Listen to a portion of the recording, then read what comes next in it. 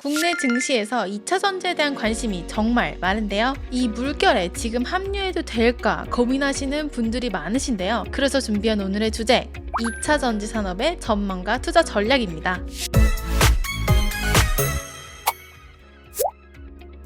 글로벌 경기 둔화가 이어지는 가운데서도 국내 2차 전지 기업들은 상대적으로 강한 모습을 보여줬습니다. 2차 전지의 움직임이 코스피, 코스닥 상승률을 담당할 정도로 그 기세가 대단한데요. 최근 국내 증시를 지배하던 반도체 업종이 주춤한 모습을 보이는 사이 2차 전지 산업이 국내 증시를 이끄는 업종으로 거듭나는 모습입니다. 그런데 워낙 단기간 동안 큰 폭으로 상승하다 보니 고민하는 분들이 많더라고요. 결론부터 말씀드리자면 2차 전지의 성장 스토리는 여전히 유효합니다. 전기차, 신재생에너지에서 비롯되는 메가 트렌드에 반드시 필요한 것이 바로 2차 전지이기 때문인데요. 글로벌 경기가 좋지 않은 상황에서도 2차 전지를 비롯한 혁신 성장 테마는 계속해서 발전을 거듭하고 있습니다. 그럼 이렇게 성장성이 기대되는 2차 전지 투자는 어떻게 해야 할까요? 확실한 성장테마답게 국내에 상장된 2차 전지 ETF의 종류도 다양한데요. 그런 만큼 어떤 상품에 투자해야 할지 더 고민이 되실 것 같습니다. 고민 해결을 위해 다양한 2차 전지 ETF들을 비교해 보려고 하는데요. 본격적인 비교에 앞서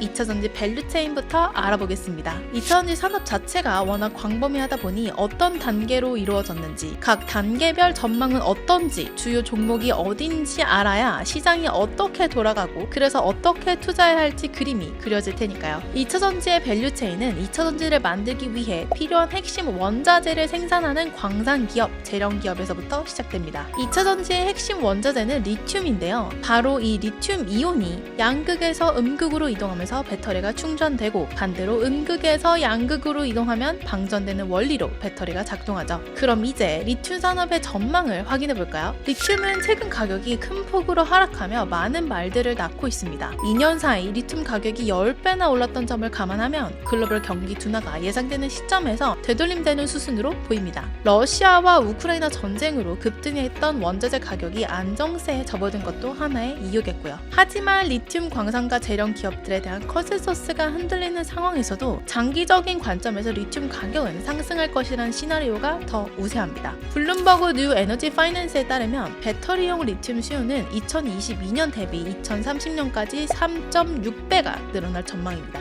전기차와 신재생에너지 인프라 구축이 많은 국가들의 과제인 만큼 장기적인 수요가 늘어날 수밖에 없는 상황인 거죠. 그럼 리튬 산업에 주목해야 할 기업들은 어디일까요? 전기차 배터리에는 99.5% 이상인 고순도의 수산화 리튬과 탄산 리튬이 필요합니다. 이 기술력은 대형 리튬 업체들이 꽉 잡고 있는데요. 엘버말, 천재 리튬, 올켈, 강봉 리튬, 필바라 미네랄스, 이렇게 글로벌 탑5 리튬 기업의 생산량이 전체 생산량의 50%에 육박할 정도거든요. 이 말은 즉 2차 전지 밸류체인의 성장 흐름에 있어 이 기업들을 빼놓아서는 안 된다는 얘기입니다. 2차 전지 밸류체인의 다음 단계는 소재 공정인데 2차 전지의 4가지 핵심 요소, 양극재, 음극재, 전해질, 분리막을 만드는 기업들이 여기에 해당합니다. 2차 전지의 4대 핵심 소재 산업의 성장률 역시 상당할 것으로 보이는데요. 관련 시장의 경우 2022년을 기준으로 약 549억 달러를 기록했고 2025년에는 934억 달러, 2030년에는 1476억 달러 규모까지 늘어날 것으로 예상됩니다. 소재 부문에서 눈여겨봐야 할 곳은 한국 기업들인데요. 앞으로 전기차 배터리 시장이 미국, 유럽 시장까지 확대되면 지속적인 수요가 발생할 수밖에 없겠죠. 실제로 2차 전지 전문 시장기관 S&P 리서치는 최근 미국의 IRA 시행이 한국 배터리 소재 시장이 확대되는 절호의 기회라는 의견을 내놨는데요. RIA법,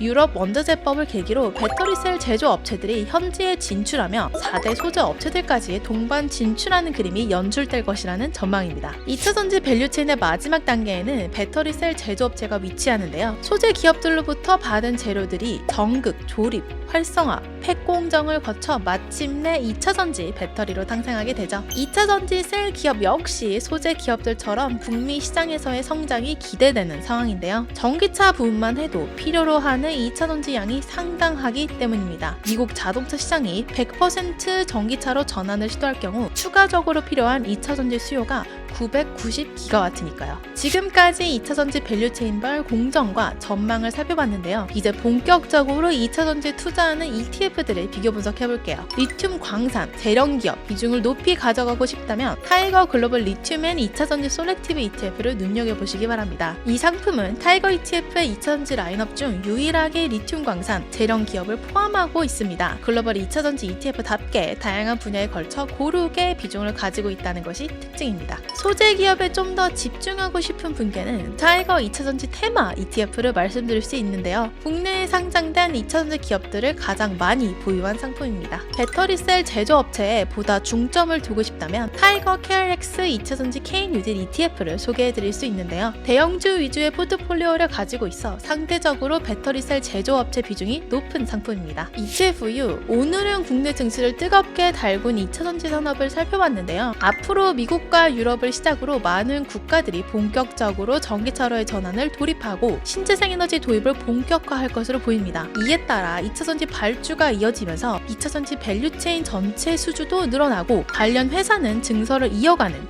선순환 사이클에 진입할 것으로 예상되고요. 그런 의미에서 미래 성장 동력, 장기적인 성장성을 고려하는 분들께 오늘 시간이 많은 도움이 됐길 바라며 이번 시간을 마치겠습니다. 안녕!